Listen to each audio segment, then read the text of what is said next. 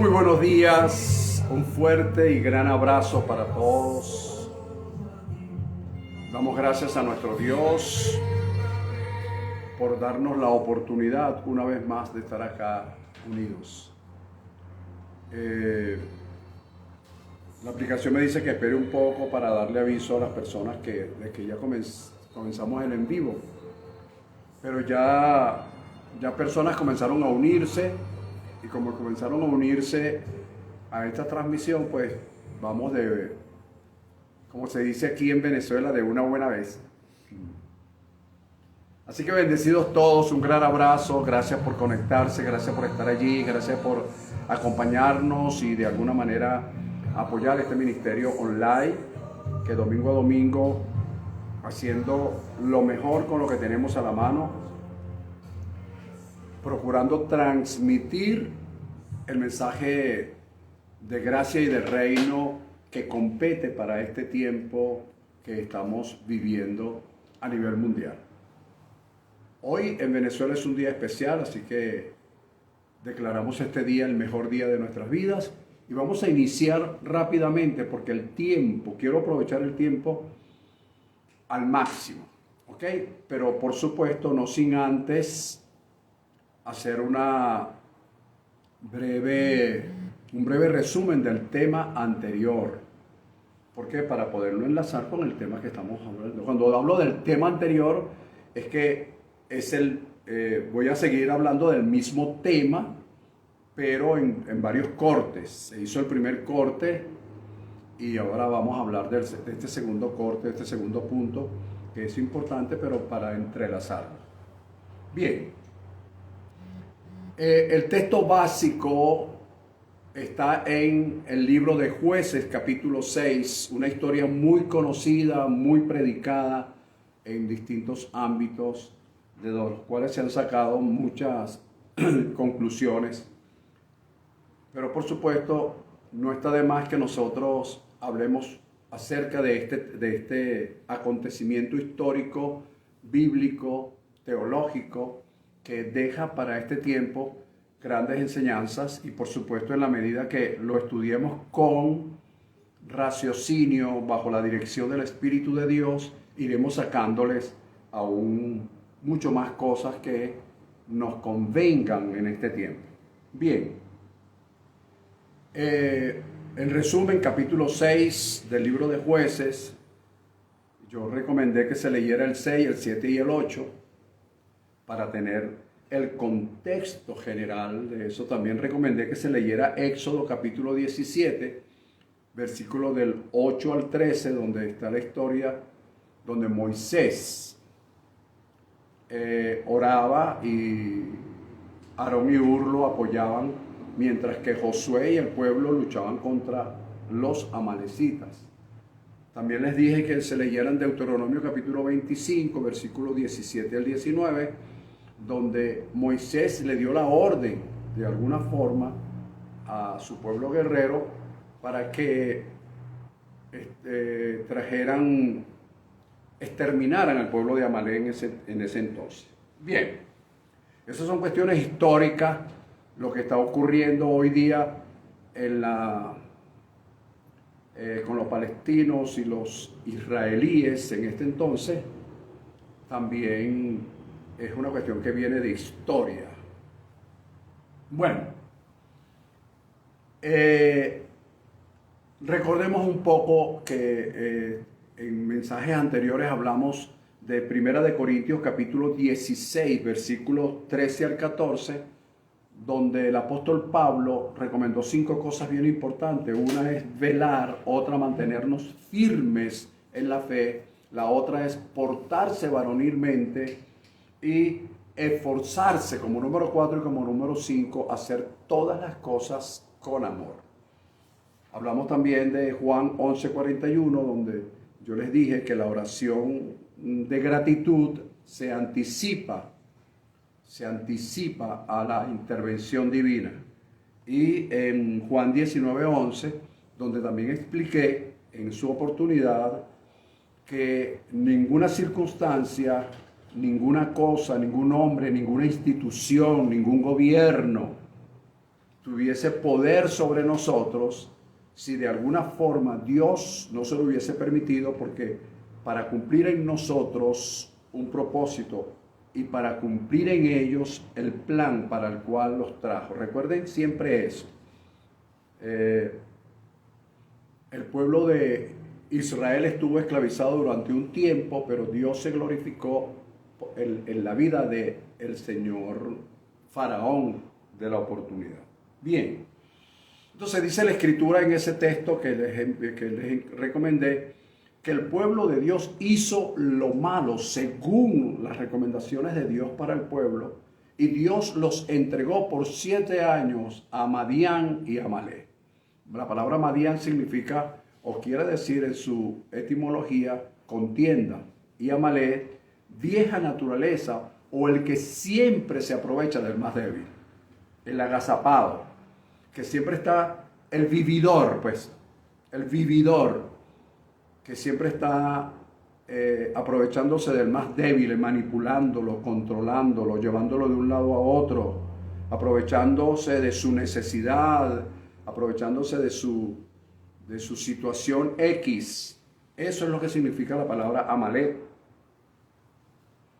Siempre ataca, siempre se aprovecha de lo más débil.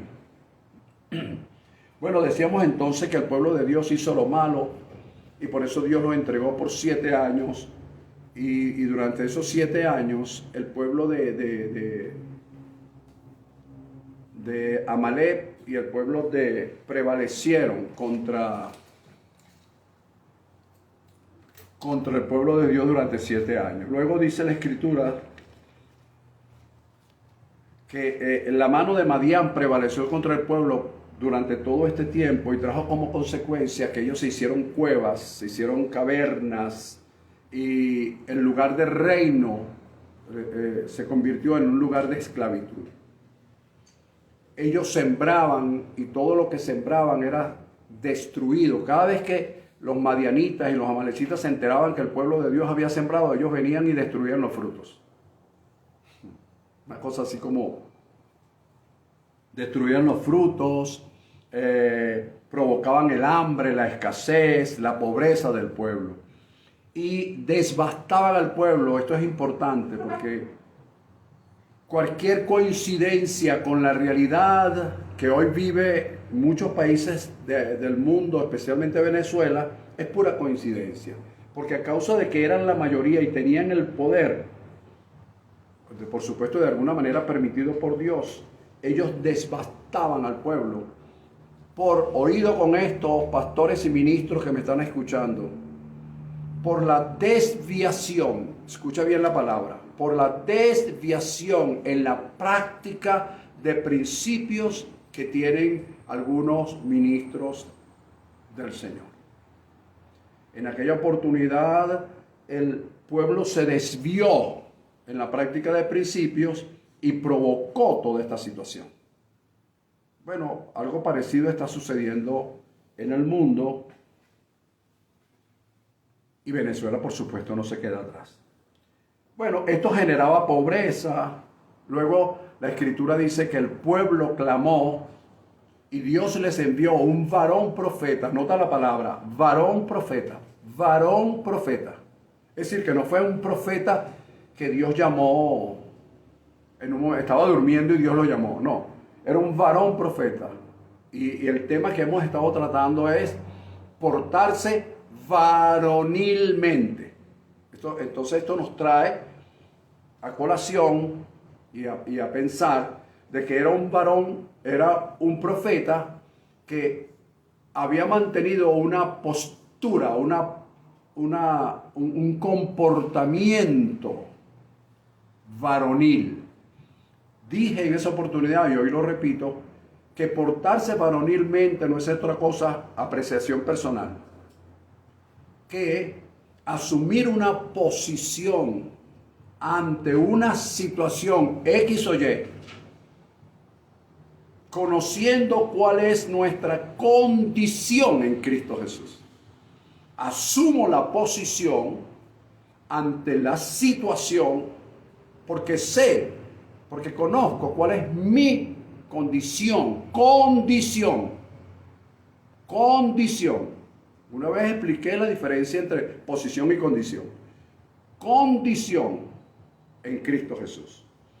Entonces, este varón profeta le recordó 5 cosas bien importantes. Número 1, ¿de dónde lo sacó? Número 2, que eran esclavos y ahora eran libres, entre comillas.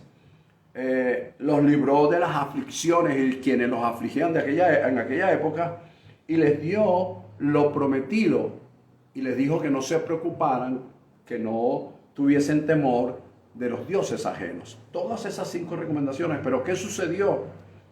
Que el pueblo de Dios no obedeció a la voz de Dios. Y esto es importante, porque a veces nosotros manejamos mucha Biblia. Yo he hablado con personas que me sorprenden muchísimo y se me cae la cara como de vergüenza de saber que ellos conocen Biblia que yo ni siquiera la había leído, o si la había leído no las había retenido. Entonces hay mucha Biblia, hay mucha sapiencia escritural, pero hay poca voz de Dios. Poca voz de Dios. Bien, entonces, entremos en el tema. Los 7 años durante los cuales los madianitas y amalecitas prevalecieron sobre el pueblo de Dios es una plenitud. ¿Ok? 7, simbología de plenitud. Es una plenitud. Escuche bien, antes de que esa plenitud, antes de que esa plenitud, es decir, desde hasta, en ese espacio, en ese interín de modo, tiempo, lugar y espacio, en ese espacio pudo haber sucedido muchísimas cosas. Entre ellas, el pueblo de Dios pudo haber orado, ayunado, vigilado, haber hecho cualquier liturgia, cualquiera. Pero hasta que no se cumpliera la ley de plenitud como tal, nada iba a acontecer. Todas las cosas se iban a ir acumulando como en una especie de represa. ¿Por qué dice eso, pastor? Recordemos lo que pasó en Génesis capítulo 15, versículo 13 al 14, entre otros textos que usted pueda leer. Dios le dijo al señor Abraham, le dijo: ten por cierto que tu descendencia morará en tierra ajena y será esclava allí y será oprimida 400 años.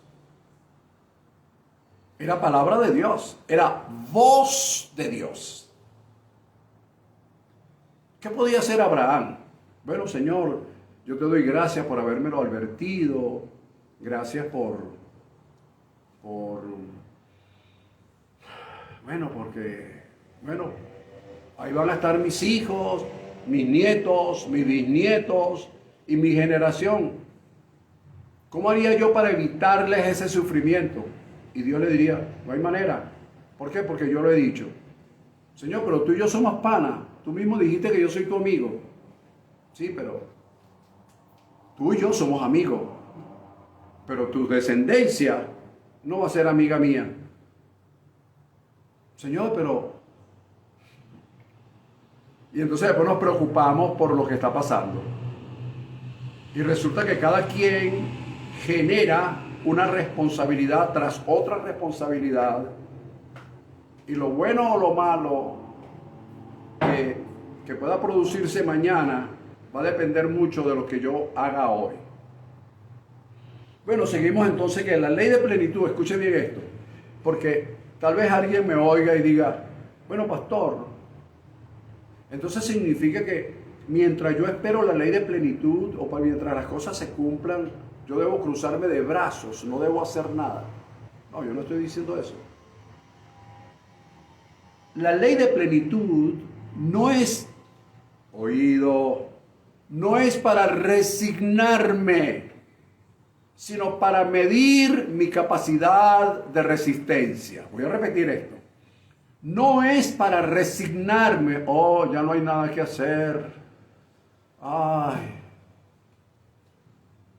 maduro por 150 años. No es para resignarte, es para medir tu capacidad de resistencia. ¿Cómo podemos nosotros, en medio de una situación que sabemos que hasta que no se cumpla la ley de plenitud va a estar latente, midiendo nuestra capacidad de resistencia? Es decir, no aguantando, como dicen vulgarmente aquí en Venezuela, para los que me escuchan en el extranjero, vulgarmente aquí se dice aguantando la pela. No es aguantar la pela, es resistir. Me dan pero doy, me dicen pero digo, me envían pero reenvío. Resistir. Pero de todas maneras, pastor, las cosas al final, bueno, esa es la posición que algunas personas asumen, malinterpretando lo que es la gracia. Y no es así. Es que conociendo lo que es la gracia y sabiendo que las cosas no se están haciendo como se deben hacer, uno debe levantar su voz, ¿ok? Por lo menos para decirle a la persona, no estoy de acuerdo. No estoy de acuerdo. Simple y llanamente no estoy de acuerdo. ¿Por qué? Por esto, porque yo soy un predicador de gracia, porque soy un hombre de principios. Y si algo está fuera del principio que Dios estableció, yo me opongo a eso. Yo resisto la situación.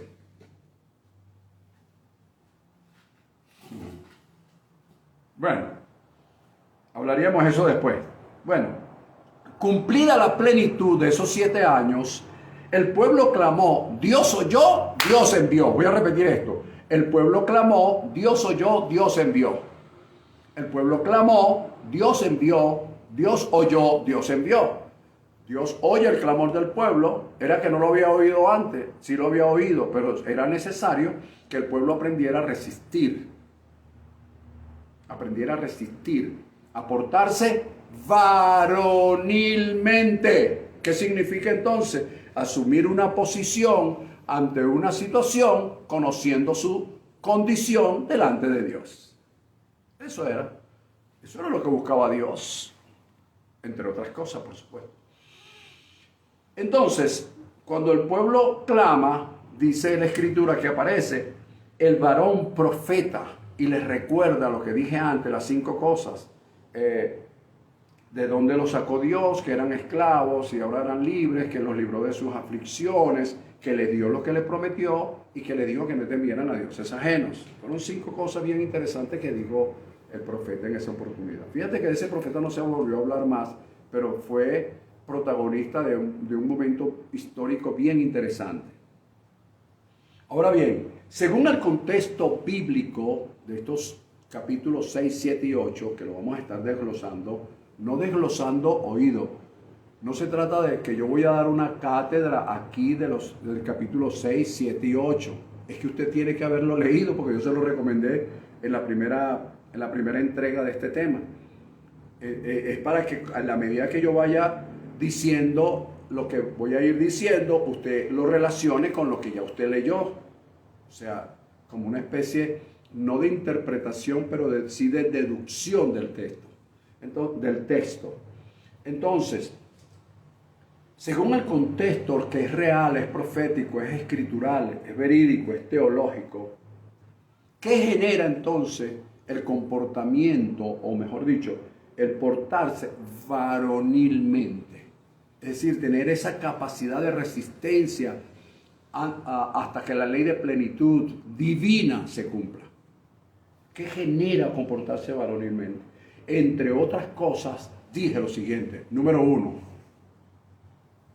el desglose del tema. Número 1, el clamor oportuno.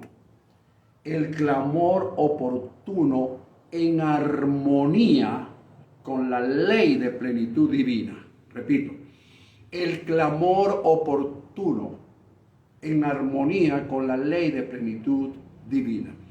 ¿Qué significa esto, pastor? Es que el pueblo, sucede mucho en las congregaciones, sucede mucho en los ministerios. Una persona, Pedro, estuvo orando muchísimo por algo. Y oró y llamaba al pueblo a orar y vamos a orar por esto. Y eso nunca sucedió. Y resulta que el pastor Pedro se murió. Entonces después vino el pastor Ramón. Y en la primera oración que hizo el pastor Ramón, sucedió lo que no sucedió en 10 años que el pastor Pedro estaba orando. Entonces el pastor Ramón se crece. Y lo que es peor, la feligresía lo crece también. ¡Wow! Pero si el pastor Pedro estuvo orando 10 años y nada se dio. Y en cambio vino el pastor Ramón y oró una sola oración. Fue suficiente. Amigo, esa sola oración era la gota de agua que necesitaba para llegar a la ley de plenitud. Pero como desconocemos las leyes espirituales, endiosamos a los hombres. Entonces el pastor Ramón es el ungido de Jehová. Y entonces el otro, que tuvo 10 años doblando su rodilla para solucionar tu problema, no sirvió. Ay, pobrecito, ay, pobrecito. Es que desconocemos las leyes espirituales. Y al desconocer las leyes espirituales, comenzamos a endiosar a los hombres.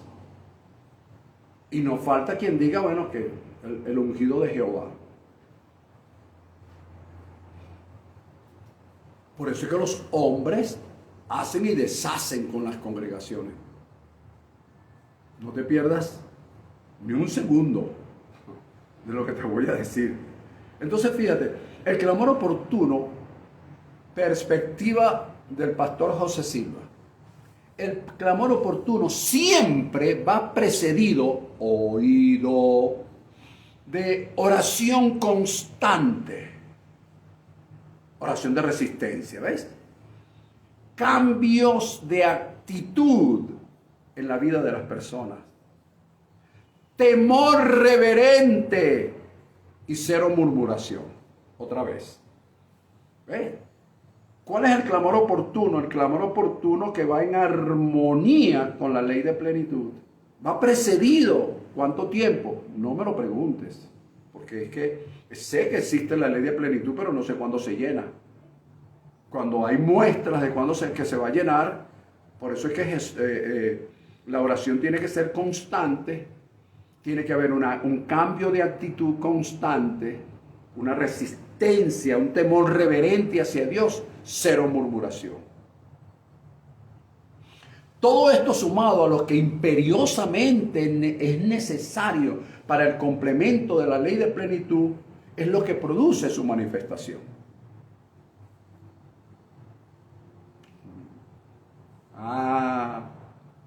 Los que me han oído hablar de la ley de plenitud están diciendo, wow, wow. Entonces, Jesús dijo, velar y orar constantemente. Jesús estableció la oración el estar pendiente, el vivir en la expectativa constante sin dejar de orar. Y Pablo dijo, orando en todo tiempo y en todo lugar. Eso es lo que precede el clamor oportuno. Número 2.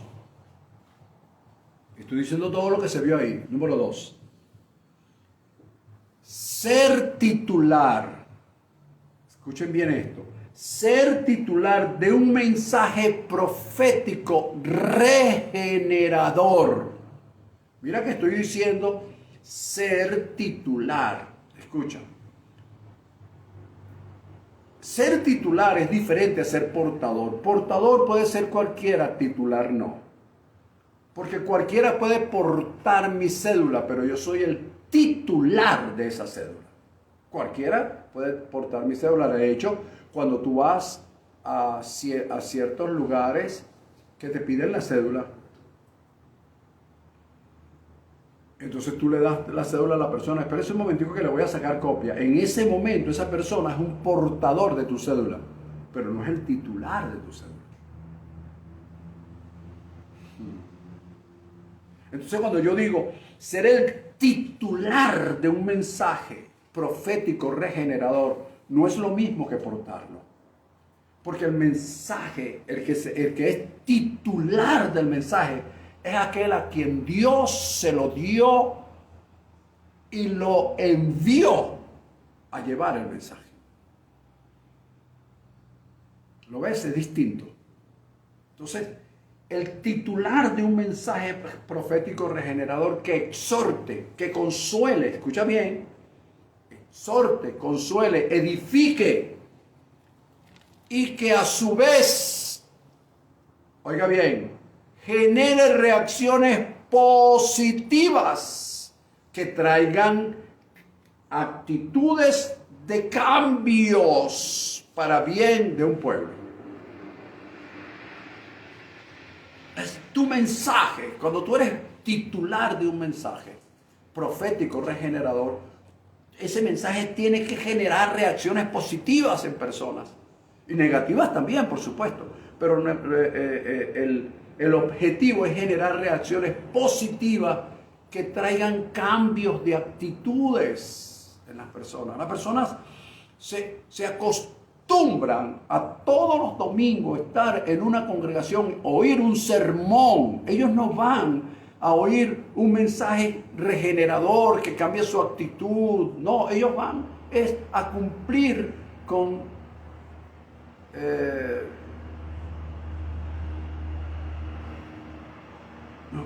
para callar su conciencia de que fui el domingo a la iglesia. Oh, aleluya. O sea, hemos cambiado una religión por otra. No hemos cambiado de actitud. No nos hemos realmente arrepentido. Porque arrepentimiento es cambio de actitud, cambio de pensamiento, cambio de acción. Sino que seguimos la misma línea. Sí, somos como las ovejas que son llevadas al matadero y van en silencio, no hablan, no reclaman, no dicen nada, sino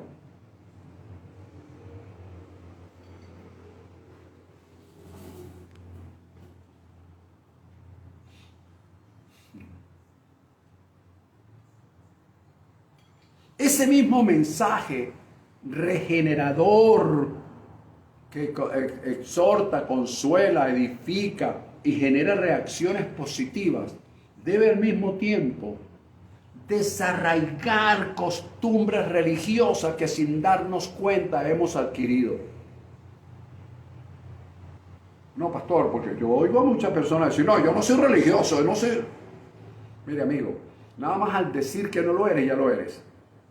¿Por qué? Porque la religión son costumbres. Religiosamente haces tal cosa. Entonces, cuando yo soy titular de un mensaje, ese mensaje regenerador trae exhortación, trae consuelo, trae edificación, genera reacciones positivas que al mismo tiempo traen como consecuencias cambios de actitudes en las personas y luego eso desarraiga costumbres religiosas en la vida de la persona. Y eso fue lo que sucedió con el mensaje de este varón profético. Por eso es que lo estoy sacando de allí.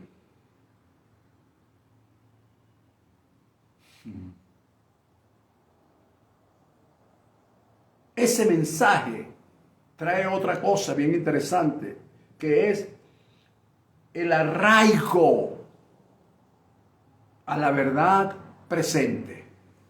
Esto es interesante. Te voy a mencionar las cosas que trae el mensaje, la ley de plenitud con el clamor. Todo esto genera ley de plenitud, clamor oportuno, mensaje, la titularidad de un mensaje regenerador, exhorta, consuela, edifica, genera reacciones positivas que producen cambios de actitud, desarraiga costumbres religiosas que sin darnos cuenta hemos asumido y al mismo tiempo te arraiga una verdad presente. ¿Ves? Tú descubres la verdad presente y dices, no, esto no es verdad, la verdad es esta. Y te arraigas en esa verdad. Y mientras tú te arraigas en esa verdad y caminas en esa verdad, es cuando las consecuencias positivas comienzan a ocurrir en la vida de cada persona. Mientras tanto,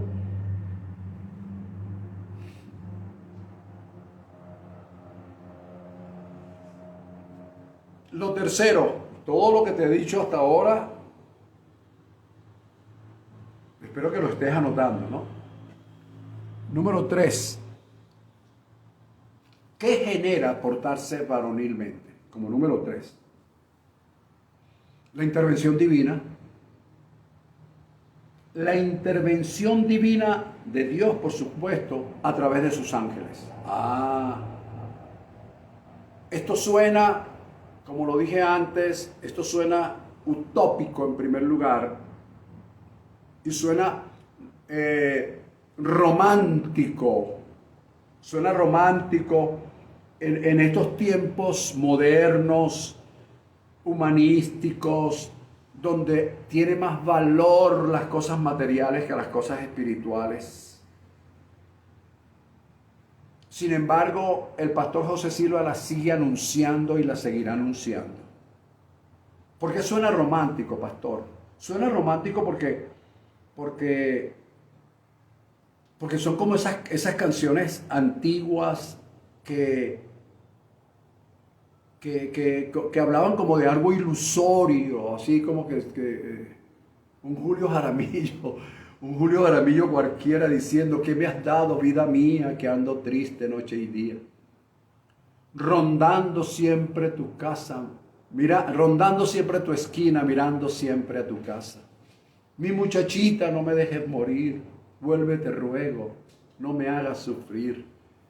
Oh, Felipe Pirela, únicamente tú eres el todo de mi ser. Entonces, ¿por qué suena romántico? Porque pareciera como algo inalcanzable. Por eso digo que suena romántico. Pero lo que sí es cierto es que si nosotros aprendemos lo que es portarse varonilmente, nosotros vamos a generar estos cambios. Vamos a generar la intervención divina.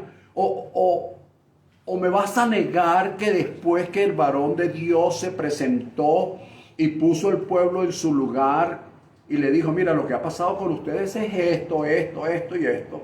Ustedes hicieron lo malo. Ustedes se olvidaron de Dios. Ustedes cuando están mal, claman, oran, ayunan, suplican. Pero cuando están bien, ustedes se olvidan. ¿Ves? Entonces la intervención de ese ángel, de ese profeta que trajo un mensaje regenerador, generó entonces reacciones positivas en el pueblo. Y lo que logró también es que el ángel del Señor, según usted sigue leyendo, por eso es que tiene que leer, el problema de esto es que tiene que leer para que nadie lo manipule y lo controle. Entonces, el ángel del Señor se apareció, dice que se sentó debajo de un enebro por allá, se sentó cómodo, a esperar qué iba a suceder. Y fue entonces cuando vio al señor Gedeón limpiando el grano para esconderlo de los madianitas y de los amalecitas. Y se le apareció y le dijo: varón esforzado y valiente. Y este hombre le dijo: bueno, pero ¿qué varón esforzado y valiente soy yo si estoy escondido? Pero fíjate tú que cuando tú comienzas a leer todo eso, todo lo que el ángel le dijo no es, escucha, todo lo que el ángel le dijo, todo lo que el ángel le dijo fue contrario a lo que él realmente sabía que era. Yo quiero que notes esto. Todo lo que el ángel le dijo: ve con esta tu fuerza. ¿Cuál fuerza? Y todo lo que el ángel le dijo no era nada que él pudiese enorgullecerse de ser. Nada de lo que el ángel le dijo fue algo de lo que él pudiera enorgullecerse de él mismo. No, porque él sabía que no lo era. Pero el ángel le estaba hablando del yo soy. El ángel le estaba diciendo, eso es lo que tú eres. Lo que pasa es que la situación no te ha dejado verte. Pero si aprendes a portarte varonilmente, ¿qué es portarme varonilmente? Bueno, vale, tendrías que irte al futuro y para ver qué iba a decir José Silva con respecto a eso. Es asumir una posición ante una situación sabiendo cuál es tu condición en Dios. Y tu condición en Dios es que eres un varón esforzado y valiente. Tu condición en Dios es que tienes tu fuerza. Tu condición en Dios es que irás con esta tu fuerza y vencerás a los amalecistas y a los madianitas. Esto es lo que tú eres, solo que no lo has visto porque la situación no te ha dejado verla. Pero al portarte varonilmente, aparece entonces esa intervención divina haciéndote ver quién realmente eres por encima de la situación que abruma, la situación que opaca el brillo de lo que somos. Eso es lo que está pasando hoy día, por lo menos en Venezuela. En Venezuela está pasando eso. No nos han dejado ver. No nos han dejado ver. ¿Entiendes? Miles y miles de horas, hombres perdidas haciendo una cola para echar gasolina. Miles de horas y de horas, días.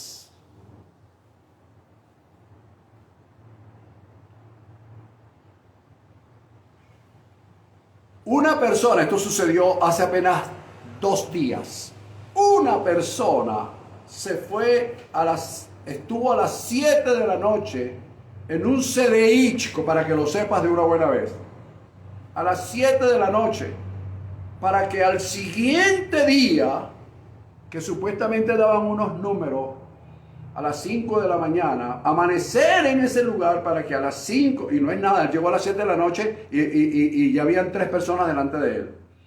Para que al siguiente día, a las 5 de la mañana, que iban a entregar los números, después dijeron que no, que a las 8, después de las 8 no, que a las 11, después de las 11 no, que a la 1, y total como a las 2, 3 de la tarde fue que entregaron los números para darle la cita. Es decir, estuvo 24 horas para que le dieran un número para una cita. Así está la salud en Venezuela.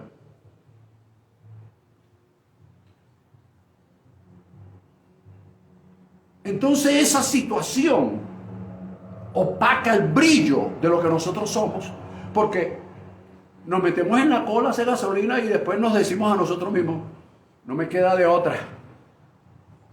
¿Qué voy a hacer? Aquí estoy. Y estoy hablando de Caracas, no estoy hablando del interior, porque según me han dicho el interior es peor. Ah, no, pero seguimos aplaudiendo.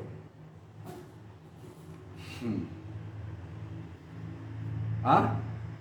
Qué bravos somos, ¿verdad? Qué bravos somos. Bueno, entonces, hace falta entonces la voz profética de un varón profeta.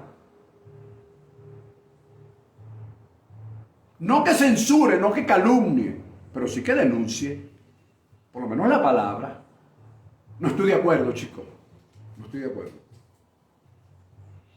Otra cosa que genera el portarse varonilmente como número 4, voy avanzando por la hora, es la activación y reactivación de liderazgos genuinos. Óigase bien. No pseudo liderazgos, no liderazgos ficticios que solamente aparecen de repente para aprovecharse de la situación, lucrarse y desaparecer. No.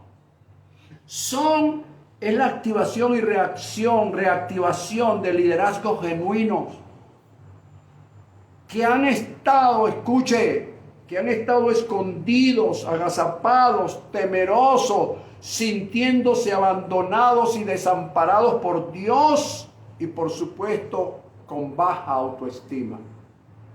Así hay unos cuantos liderazgos, y yo me puedo incluir en eso, liderazgos escondidos, agazapados, temerosos, sintiéndose abandonados e incluso desamparados por Dios. Y por supuesto eso repercute en la baja autoestima. Y otros están hasta resignados. Por eso es que yo hablo de la ley de plenitud, que la ley de plenitud no tiene la intención, escúchame, no tiene la intención de que tú te resignes, sino que mida tu capacidad de resistencia. ¿Ves? O me vas a decir que no fue así. Ahí había un líder que el mismo ángel lo llamó varón esforzado y valiente. Y el líder, ¿cómo estaba? Escondido, mirando para los lados, sacudiendo el grano pendiente para después salir corriendo a esconderlo de los madianitas para que no se lo comieran.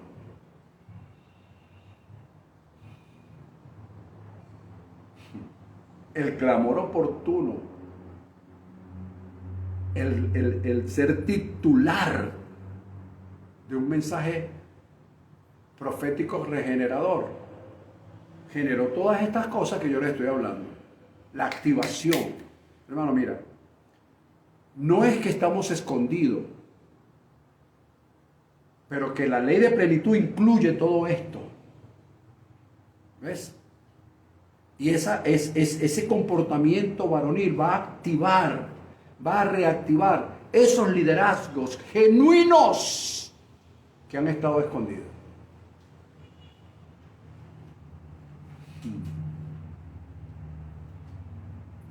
Pasó con el señor Gedeón.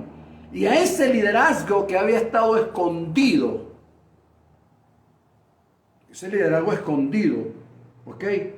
Se le encomienda, oído, se le encomienda a ese liderazgo que había estado escondido, pero que es un liderazgo genuino, una misión sin religiosidad, sino con presencia divina. ¿Cómo sabe usted eso, pastor? Pero usted me está hablando de algo utópico. Míralo como tú quieras. Cántale la canción de Julio Jaramillo, Mi Muchachita, si quieres, si lo ves muy romántico. O de Nelson Ned. Yo también soy sentimental. Entonces, cualquier cosa, como tú lo quieras ver. Pero aquí lo que te estoy diciendo es que esa activación va a ser pronto. Y va a ser una misión sin religión, sino con presencia divina. ¿Por qué con presencia divina? Porque Dios le dijo a Gedeón a través del ángel, le dijo, yo iré contigo. Yo iré contigo. Presencia divina, no religión. No, que van a ir las tablas de Moisés. No son las tablas de Moisés que van a ir contigo. No, que van a ir los 613 mandamientos de la ley. No. Yo voy a ir contigo. Entonces es una misión sin religión, sino con presencia divina. Por favor, anota eso. Sin religión, pero con presencia divina. Sigo por la hora. Número 5. Aquí, please listen to me. Escúchate. Mira. Como número 5 yo veo de las cosas que se activaron, una nueva, lo voy a decir despacio, nueva motivación al ofrendar. Wow, pero ¿por qué viene esto? Porque el mensaje regenerador tiene que regenerar también la ofrenda. ¿Cómo es eso, pastor? ¿Cómo es eso, pastor? Bueno, porque es una nueva motivación. Esto generó una nueva motivación al ofrendar. A la manera de Dios y no a la manera del hombre. a través de manipulación y control. ¿Cómo es esto, pastor? No entiendo. Escúchame. Esto generó que cuando el ángel le dijo, ve con esta tu fuerza, no te mando yo, no hay religión en lo que te estoy enviando, es mi presencia divina la que va a ir contigo. El hombre dijo, espérate un momentico. ¿Tú te quieres esperar aquí mientras yo te traigo una ofrenda? Fíjate que el ángel en ningún momento, el ángel lo que menos estaba hablando era de ofrenda, como el mensaje de hoy. Pero la ofrenda, escucha, fue genuina y espontánea. Escucha bien, es una nueva motivación al ofrendar, a la manera de Dios, que es genuina y espontánea. No la solicitó el ángel, no la solicitó el pastor. La persona se motivó por la palabra que recibió, por la encomienda que recibió, y dijo, no, espérate aquí un momento, no te me vayas. Déjame ir a buscar un cabrito, una oveja, lo que sea, pero yo quiero ofrendar, porque es una motivación que sentí. Una ofrenda genuina y espontánea. Es la motivación correcta, es la motivación pura. No es una motivación que el otro me diga, que corre, que ve corriendo, que esto, que ofrenda por tu hijo que está en las drogas, que ofrenda. La Escritura dice que por una sola ofrenda hizo sano y limpio a los perfeccionados por una sola ofrenda. Las ofrendas que se generan luego tienen y deben ser ofrendas genuinas y espontáneas, que fue lo que hizo el ángel. Eso es lo que viene ahora, mis amados.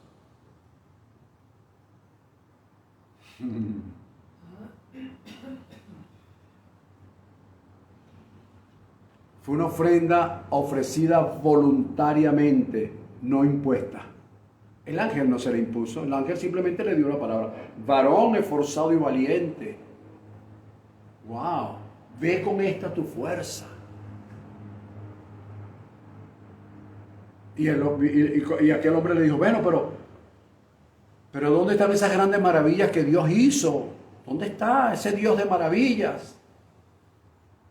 Y cuando el ángel aclaró el asunto, el hombre tuvo una nueva motivación al ofrendar. Ofrenda genuina, espontánea y agregarle otro poquito, y voluntaria. No hubo imposición. Sin imposición. Le puedes poner grandote así entre paréntesis. Sin imposición. Número 6. La edificación de un altar. Escucha esto. Un altar de paz. La edificación de un altar de paz. Elohim Shalom. Un altar de paz. Diferente a los otros altares que nos han enseñado a edificar. Este es un altar de paz. ¿Por qué Elohim Shalom? ¿Por qué Elohim Shalom? Porque el altar Elohim Shalom garantiza salud, garantiza vida y continuidad en el tiempo. Repito esto.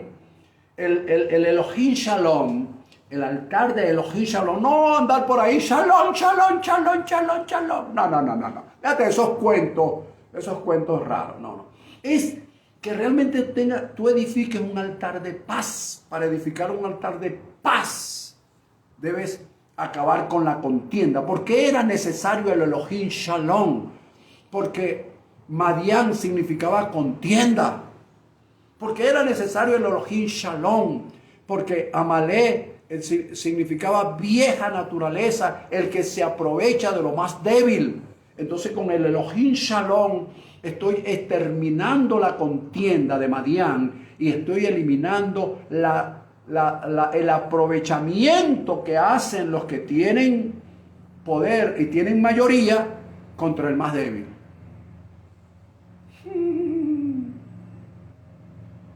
Ay, cómo hace falta realmente levantar el Elohim Shalom en Venezuela para acabar con la contienda, ese tipo de contienda, y acabar con el que se aprovecha del más débil, porque son mayoría, porque tienen poder.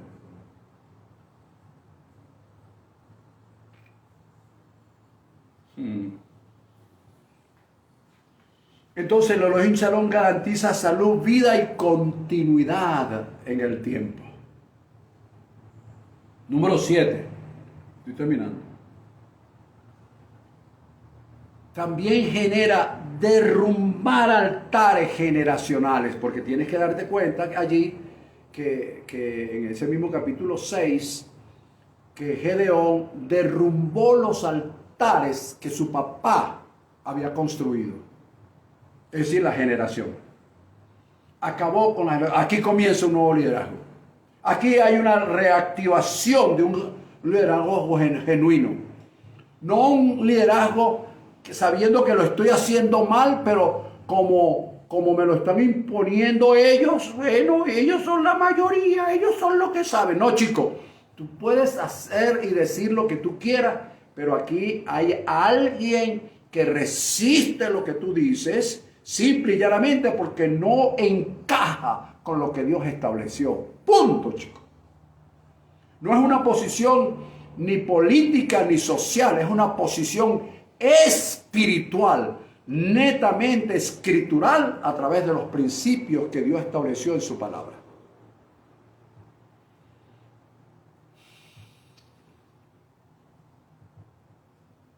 ¿Ves?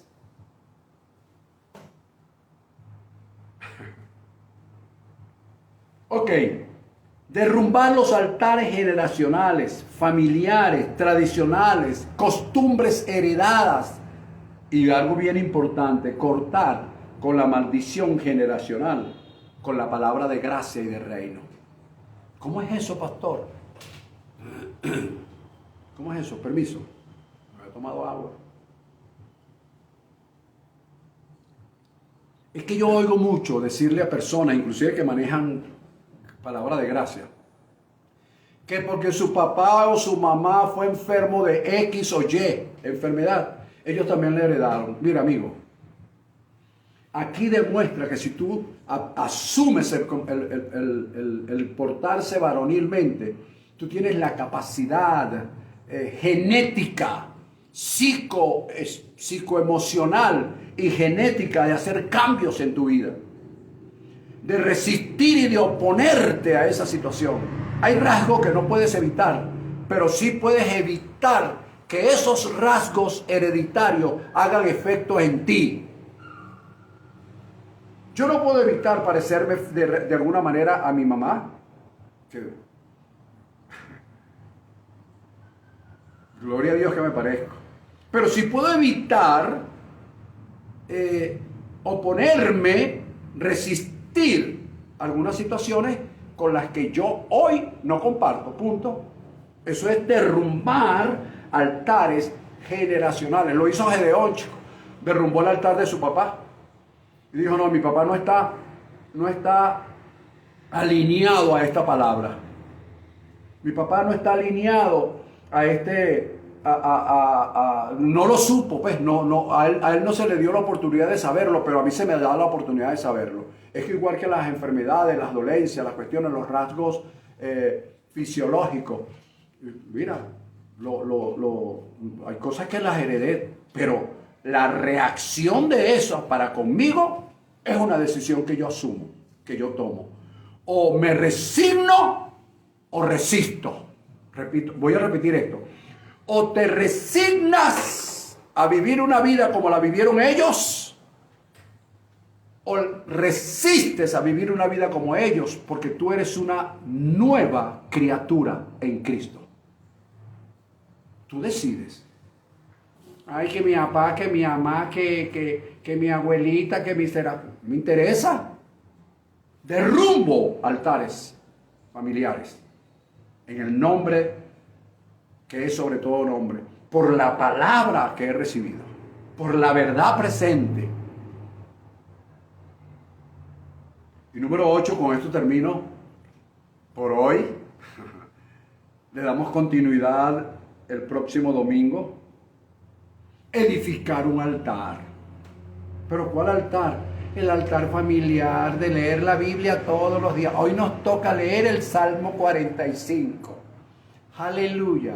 Leemos en el nombre del Padre, del Hijo y del Espíritu Santo. No, chicos, no se trata de seguir con esa religiosidad. Es edificar un altar familiar con una nueva visión, desarraigando lo tradicional y estableciendo la gracia y el favor de Dios basado en su amor incondicional, inmutable e inefable. En eso es que debemos hoy edificar un altar familiar que esté sobre la base de la gracia y el favor de Dios, que esté establecido sobre la gracia y el favor de Dios, cuyo fundamento sea el amor incondicional de Dios, inefable e inmutable. Sobre eso fue lo que hizo Gedeón. Gedeón derrumbó, pero él edificó. Primero edificó el altar Elohim Shalom, y después fue contra el altar generacional, y después edificó uno familiar. Y dijo, no, este es el que es nuevo. ¿Por qué? Porque esto está establecido sobre mejores promesas.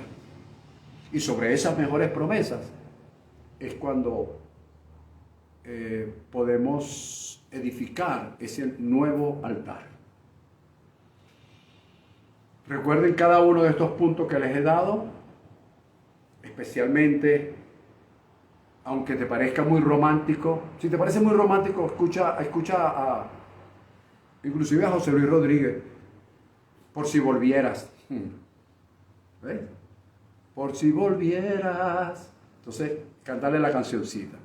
Pero lo que sí te quiero decir es que aunque suene romántico, aunque suene utópico, esto es palabra de Dios, y más allá de palabra de Dios, esto es voz de Dios, porque lo está diciendo un profeta, que es un varón profeta, porque si algo he aprendido es a portarme varonilmente, asumir una posición ante una situación, sabiendo cuál es mi condición en Cristo Jesús. Te declaro muy bendecido, declaro que la gracia y el favor de nuestro Dios está siempre contigo, generará bendición, gloria y honra sobre tu vida, traerá paz. Y recuerda, por encima de todas las cosas, algo que le decía yo a mi esposa hoy, es mantenernos siempre en la verdad, en la justicia, en rectitud e integridad de corazón, haciendo lo que le agrada a nuestro Padre. Y es cierto, esa es la única manera, aunque suene utópico, aunque suene fuera de lugar, aunque suene romántico, porque la situación actual así nos obliga, aunque suene como suene para otro, no dejes de seguir haciendo lo que Dios ha puesto y ha establecido en tu corazón, porque esa es mi responsabilidad. Aunque suene utópico, sin embargo, José Silva seguirá anunciando esta palabra, porque esa es mi responsabilidad. Sean bendecidos todos. Un fuerte y gran abrazo. Saludos a la gente de España, Calófera, que se conectó por allí, de Santo Domingo, Colombia. La gente de Punto Fijo, siempre pendiente, siempre atento. Gracias. Que la paz de Dios, que sobrepasa todo entendimiento, repose siempre en sus vidas. Bendecidos.